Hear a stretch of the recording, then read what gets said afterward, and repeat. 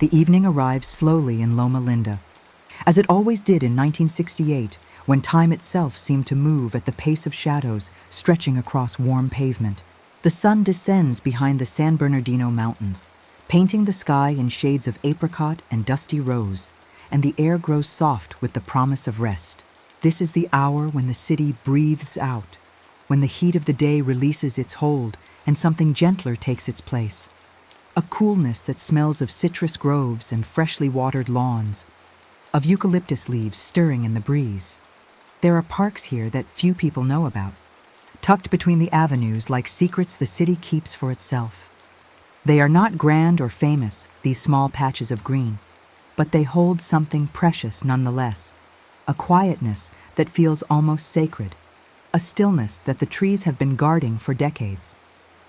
The grass remembers every footstep, every child who ran across it, every couple who walked hand in hand as the light faded. The benches, painted green and weathered by sun and season, have cradled generations of dreams and daydreams alike. In one such park, hidden behind a row of modest homes on Barton Road, an old pepper tree stands watch. Its branches sweep low and generous, creating a canopy of dappled shade that shifts and sways with each whisper of wind. The tree has seen so much. Families spreading picnic blankets beneath its boughs, neighbors meeting by chance and lingering to talk, children building worlds out of fallen twigs and imagination. The bark is rough and warm to the touch, etched with the faint carvings of initials that have softened with time. Names that once meant everything, now simply part of the tree's story. Beyond the pepper tree, a narrow path winds through the park, bordered by low hedges of rosemary that release their fragrance when brushed in passing. The path is made of small stones, smooth river pebbles that shift gently underfoot, creating a sound like distant rain, a rhythm that invites you to slow down, to notice. Along this path, someone placed a wooden bench years ago, painted white but now faded to cream, its surface soft with age. It faces west, toward the mountains, positioned perfectly to catch the last light of day. And somewhere beyond that corner, where Anderson Street curves into Center Street, another small green space appears, barely more than a grassy clearing with a single oak tree and a drinking fountain that hums quietly to itself. The fountain's metal button is worn smooth by countless hands, and when pressed, it releases a gentle arc of water that catches the evening light like a string of tiny amber beads. The oak tree's roots have pushed up through the ground in places, creating natural seats where people have rested for decades, their weight polishing the wood to a silvery sheen. The year 1968 drifts through these spaces like a melody half-remembered.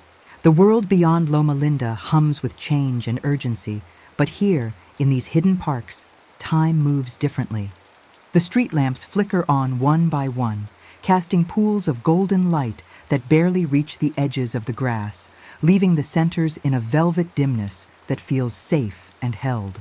The lamps themselves are old-fashioned, with frosted glass globes that soften their glow, and they sigh as they warm, a sound so faint it might be imagined. As the light softens further, the sounds of the neighborhood begin their evening composition. A sprinkler ticks its slow rotation in someone's front yard, each revolution marked by the soft spray against leaves and the metallic click of the mechanism. A screen door closes with a gentle clatter somewhere down the block, followed by the murmur of voices on a porch, laughter that rises and falls like a contented breath. The scent of dinner drifts from open windows, something savory and comforting. Perhaps a casserole or a pot roast, the kind of meal that takes its time. In the park with the pepper tree, an elderly man walks his terrier, a small white dog with a careful gait and bright eyes. They make this journey every evening, the same route, the same pace, a ritual that marks the day's gentle closing. The man pauses by the bench, not to sit, but simply to stand, to look at the mountains turning purple in the distance, to breathe in the cooling air. The dog sits at his feet, patient and companionable, and for a moment they are both perfectly still. Two silhouettes against the fading light. Across the street, in a house with blue shutters and a porch light that glows like honey, a woman waters her gardenias. The hose creates a soft rushing sound, and the flowers, heavy with blooms, nod their white heads in gratitude. She hums something wordless as she works, a melody that blends with the evening sounds, the distant bark of a dog, the gentle roar of a car passing slowly on Barton Road, the rustle of newspaper pages being turned somewhere nearby. And somewhere in the smallest of these parks, the one that is little more than a wide spot beneath 2 California sycamores, a young mother pushes her daughter on a swing. The chains creak softly, a rhythmic sound that has marked childhood for generations, and the little girl's laughter rises and falls with each arc through the air. But the laughter is gentle, not wild. This is the tired, contented laughter of a day well spent, the kind that will soon give way to sleep. The mother's voice is low and soothing, counting the swings, making each number a small song. And gradually, so gradually, the arcs grow smaller and the counting slower until the swing comes to rest and it is time to go home. The grass in these hidden parks grows cool with dew as the evening deepens. Each blade holds a tiny prism of fading light, and together they create a softness underfoot, a gentle yielding that welcomes every step. The paths grow dimmer, their borders blurring into shadow, but they remain familiar, known by heart to those who walk them. These are the roots of habit and comfort, traced so many times that the feet remember even when the mind wanders elsewhere. In the gathering dusk, the parks begin to settle into themselves.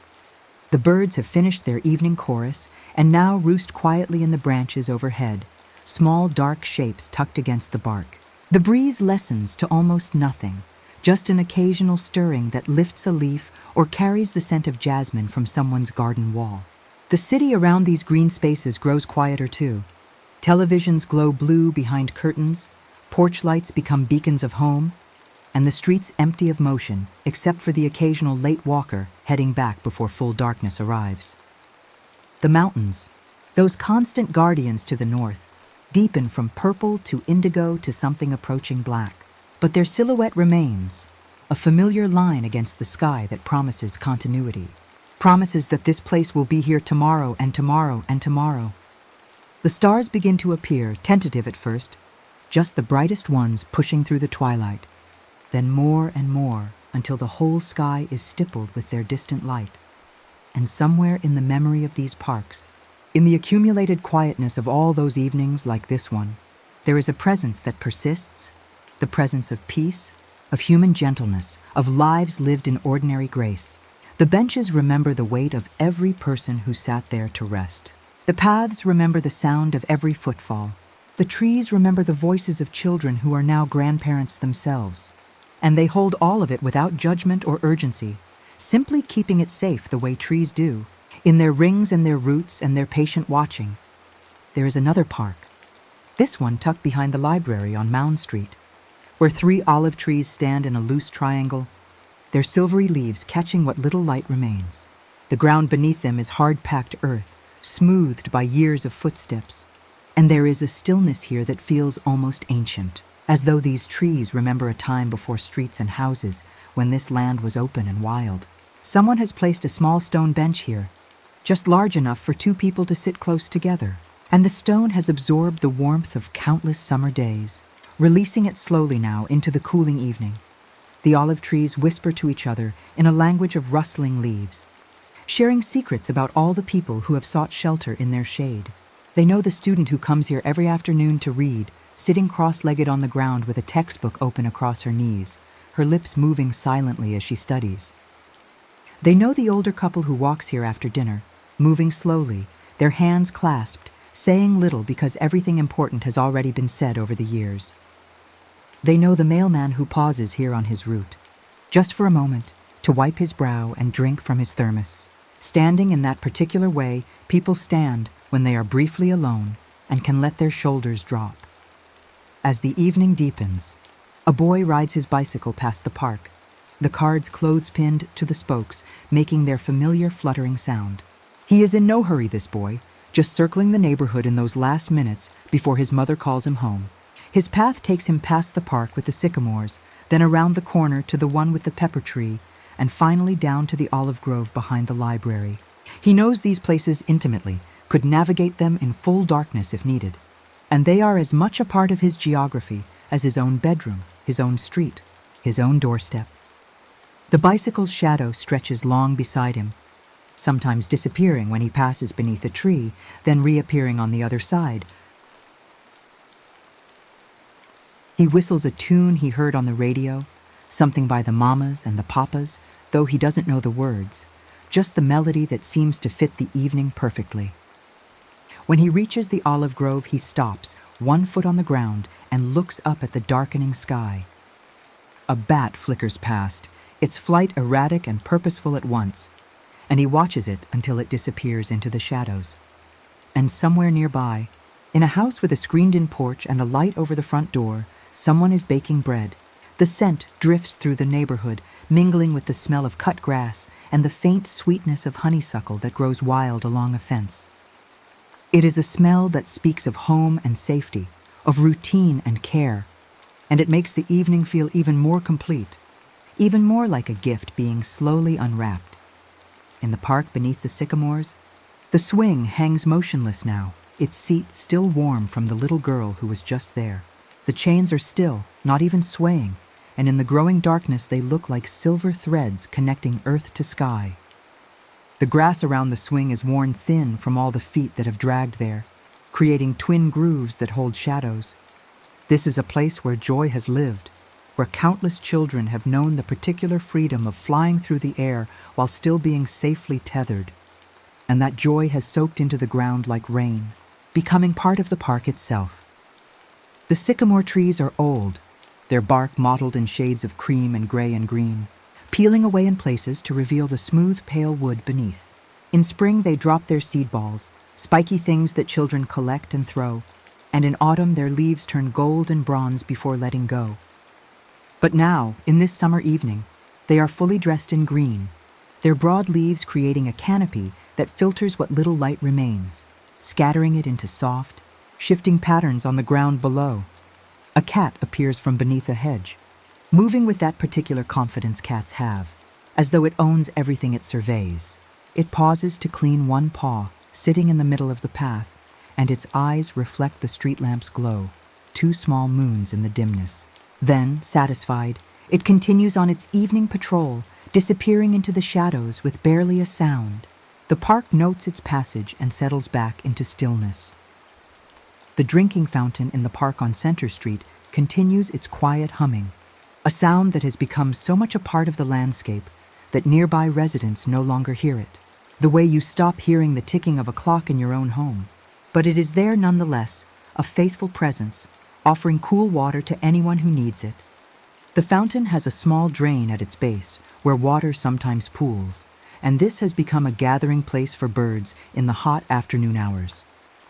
They come to drink and bathe, splashing with evident pleasure, and the ground around the fountain is often marked with their small footprints, temporary signatures that fade and are renewed day after day.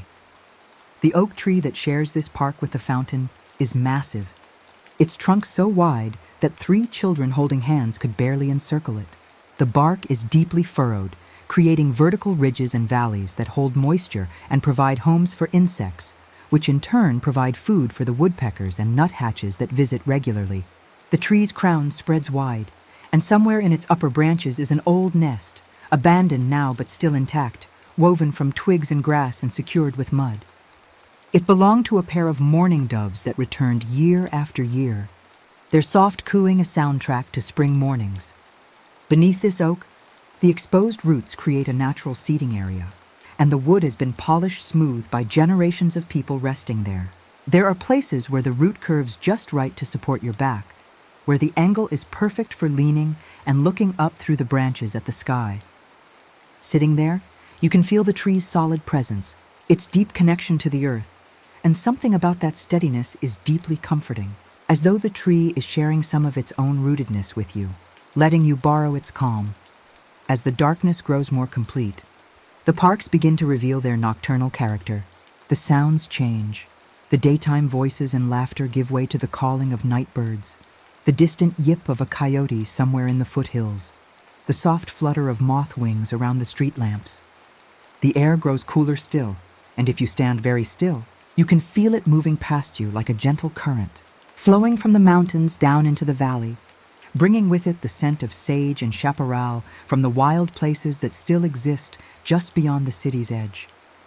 The pepper tree's branches move in this evening breeze, creating a sound like gentle rain, and the dried seed clusters that hang from its limbs click softly together. This tree has witnessed so much: proposals and goodbyes, tears and laughter, moments of solitude and moments of connection. It has provided shade for Sunday picnics and shelter during unexpected rain showers. It has held tire swings and rope swings, and its lower branches bear the marks of climbing children, smooth places where bark has been worn away by hands and feet. The tree accepts all of this with equanimity, asking nothing in return, simply growing and being, fulfilling its nature with quiet grace. In the house with the blue shutters, the woman has finished watering her gardenias and has gone inside, but the porch light remains on, casting its warm glow across the front yard, creating a small island of brightness in the gathering dark. This light, and others like it throughout the neighborhood, transform the evening into something almost magical, as though the houses themselves are keeping watch, offering guidance and welcome to anyone who might be finding their way home.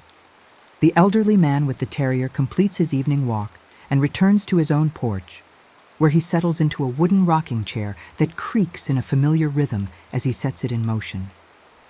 The dog curls up at his feet, sighing contentedly, and the man lights his pipe, the brief flare of the match visible from the street, followed by the sweet smell of tobacco smoke drifting into the evening air. He rocks slowly, thinking about nothing in particular and everything at once. The way the evening light caught the mountains, the coolness of the air against his skin, the faithful presence of his dog, the softness of his own bed waiting for him inside. These small pleasures, strung together like beads on a thread, make up the substance of his days, and he is grateful for each one. Somewhere a radio plays, its sound drifting through an open window, something soft and melodic. Perhaps Glenn Miller or Benny Goodman, music from another era that fits this moment perfectly, its gentle swing rhythm matching the easy pace of the evening. The music mingles with the other sounds, the tick of the sprinkler, the creak of the rocking chair, the distant bark of a dog, creating a symphony of ordinary life, beautiful precisely because it is unremarkable, because it speaks of continuity and peace. The boy on the bicycle has finally been called home, his mother's voice carrying clearly in the quiet air, and he pedals away reluctantly, looking back over his shoulder at the parks, as though memorizing them, as though he knows that these evenings are precious and finite, though he would not use those words. His bicycle disappears around a corner, the sound of the playing cards fading gradually until there is only silence again, and the parks settle even deeper into their nocturnal rest. The stars are fully visible now, scattered across the sky in their ancient patterns. Here in 1968, before so many lights, before so much growth, the night sky is still dark enough to see the Milky Way, that river of stars flowing overhead. And anyone looking up from these hidden parks can see it clearly. A reminder of how small we are and how vast the universe. Yet somehow that knowledge is comforting rather than frightening. A perspective that makes personal worries seem less heavy. The parks themselves seem to understand this perspective. They have seen seasons turn and return, have witnessed children grow into adults and adults into elders, have watched the city change and evolve while remaining essentially the same. They know that the urgent concerns of any given moment will soften with time, that what seems crucial now will eventually become simply another layer in the accumulated history. Important but not overwhelming, significant but not final. A slight wind picks up, just enough to stir the leaves and bring new scents, someone's roses, the chlorine from a swimming pool being cleaned for the night, the distant smell of asphalt still warm from the day's sun. The wind moves through the parks like a presence, touching everything gently before moving on, and in its wake the trees seem to settle even deeper into themselves, their branches coming to rest in positions they will hold until morning. In the park behind the library, where the 3 olive trees stand sentinel, a young couple sits on the stone bench, speaking in low voices that do not carry beyond their private circle. They are not touching these two, but there is an intimacy in their proximity, in the way they lean slightly toward each other, in how their conversation flows with the easy rhythm of people who have known each other a long time. They talk about their days, about small plans and smaller worries, about nothing and everything, and the olive trees shelter them in their ancient patience, having seen countless other couples just like them, each believing themselves unique while participating in a story as old as humanity itself. The stone bench beneath them holds the warmth of the day, releasing it slowly, and this warmth seems to rise and surround them like an invisible embrace. They talk until the words run out naturally, not from any awkwardness, but simply because everything that needed saying has been said, and then they sit in comfortable silence, looking up at the emerging stars. Eventually they will rise and walk home, hands finding each other in the darkness, but for now, they simply sit, being present to the moment, to each other, to the quiet evening unfolding around them. And as the night deepens further, as the last lights in windows begin to go dark and the neighborhood settles toward sleep, the parks remain awake in their own way, keeping their patient watch. The grass continues its slow growth, invisible but constant. The trees photosynthesize what little light remains, their leaves working even in darkness. The soil beneath everything teems with invisible life, earthworms and beetles and microorganisms beyond counting, all of them participating in the great cycle of growth and decay and renewal that makes life possible. The drinking fountain's hum grows even quieter, as though it too is preparing for sleep, and the water in its small pool grows perfectly still, reflecting the stars above like a tiny mirror. A moth lands on the fountain's rim, its pale wings catching starlight, and it sits there motionless for a long moment before lifting away into the darkness, drawn by some nocturnal purpose, following paths we cannot see toward destinations we cannot imagine. The pepper tree's lowest branch, the one that has held so many swings and climbing children, now holds only stillness. Its bark is smooth where generations of hands have gripped it, where rope has worn grooves, where time itself has polished it to a soft sheen. In daylight, this branch is busy, full of activity and life, but now it rests, gathering strength for tomorrow's adventures, healing its small wounds, simply being a branch on a tree in a park where people come to find peace. The paths through all these hidden parks now lie empty, their pebbles and packed earth visible only in the dim glow of distant street lamps. But even empty, they are not lonely. They hold the memory of every step that has ever traced them, every foot that has found its way along their curves and turns. They know they will be walked again when morning comes, that children will run down them and elders will shuffle along them, and everyone in between will use them to find their way from one place to another, but also from one moment to the next, from worry to calm, from busy to still. In the park with the sycamores, the empty swing begins to move just barely, stirred by a breeze too soft to feel, and it traces a small arc through the darkness, back and forth, gradually slowing until it hangs motionless once more. This tiny movement, this ghost of the day's play, is the park saying goodnight, releasing the last of its active energy and surrendering to rest. The night insects begin their chorus, crickets and katydids creating a sound that is somehow both vibrant and soothing, a pulsing rhythm that becomes the heartbeat of the summer darkness.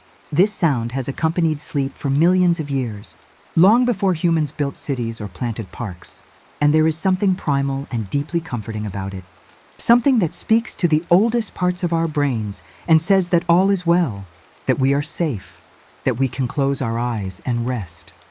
The mountains, those dark silhouettes against the star-scattered sky, hold their eternal watch.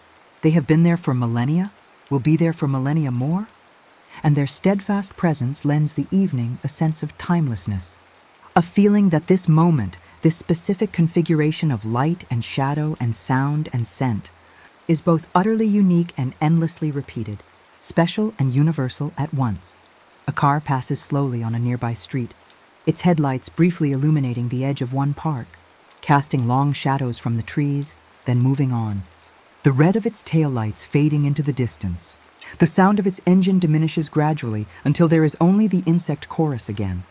Only the whisper of leaves, only the profound quiet of a city at rest.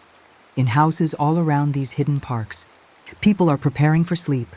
Children are being tucked into beds, their faces still holding the warmth of the day's sun.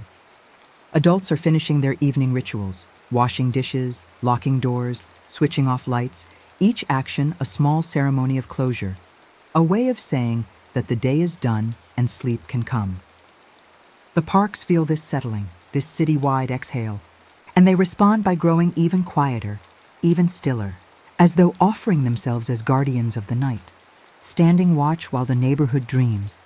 The benches in these parks, those faithful resting places, now hold only emptiness and starlight. But they do not mind. They were built for use, but they do not resent rest. They simply exist, solid and patient, knowing that morning will come, and with it, new visitors, new stories, new moments of grace.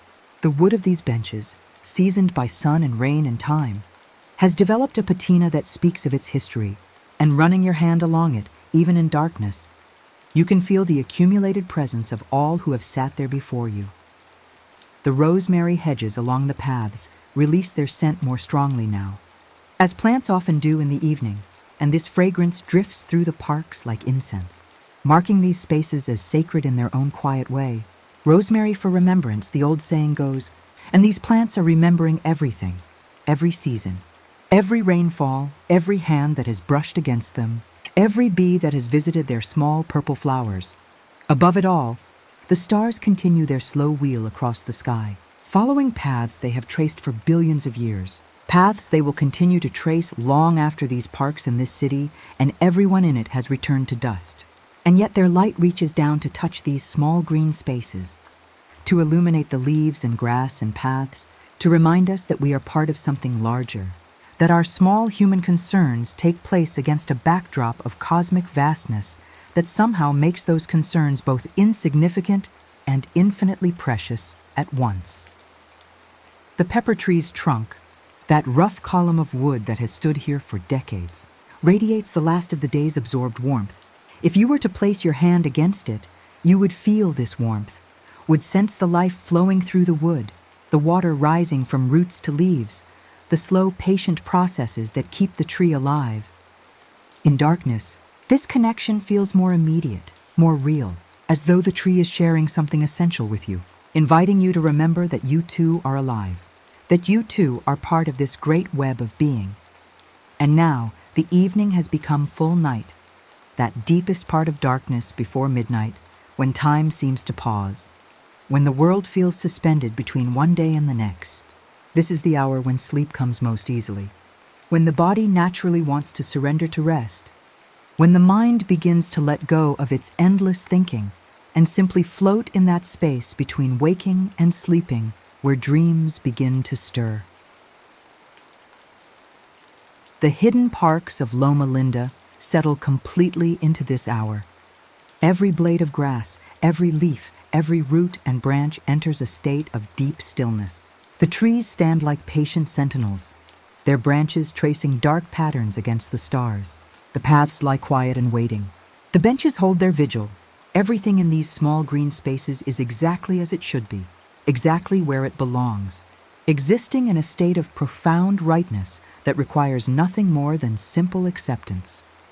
And if you were to walk through one of these parks now, in this deepest part of night, you would feel yourself becoming part of that stillness, that acceptance. Your footsteps would slow without your willing them to slow. Your breath would deepen without your trying to breathe deeply. The tensions you carry would begin to release, not through any effort, but simply through the presence of this place, through the accumulated peace of all the quiet evenings it has held. You would find yourself drawn to one of the benches, perhaps, and you would sit, and the wood would welcome you as it has welcomed so many others. You would look up at the stars through the branches overhead, and you would feel yourself becoming smaller and larger at the same time. Smaller because the universe is so vast, larger because you are part of that vastness, made of the same elements as those distant stars, connected to everything through invisible threads of light and time and being. And sitting there, you would understand why these parks exist, why they have been preserved as small islands of green in a sea of streets and houses.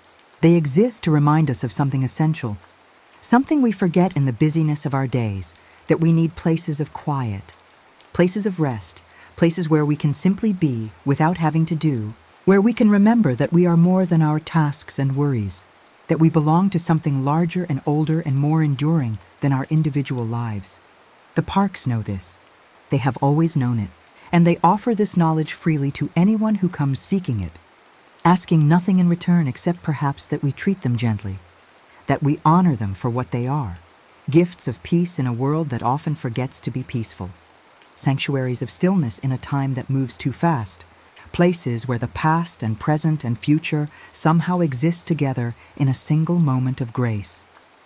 And now, in this deepest darkness, all is quiet. The day has fully released its hold.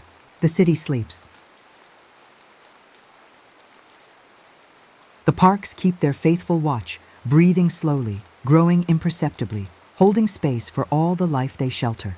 The stars wheel overhead in their ancient dance. The mountains stand guard. The night insects sing their endless song, and you, wherever you are, whatever burdens you carry, whatever worries occupy your mind, you too can rest now. You can let yourself settle like these parks settle, like this city settles, into the deep peace of the ending day.